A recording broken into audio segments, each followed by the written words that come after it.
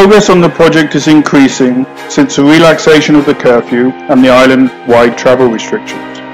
We have erected hoists to each building to facilitate the movement of workers and manpowers now that the tower is higher. Today we are pouring the 13th slab on Tower B.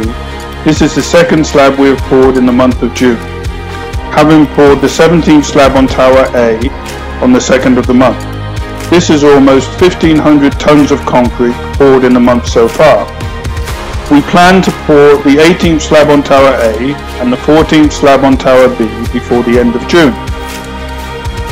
Because of the new regulations put in place by the Sri Lankan government, workers can only return to site after they have been tested.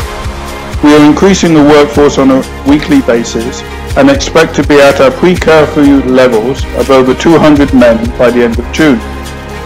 As our workforce increases, we are able to continue with the internal blockwork and the completion of the east podium.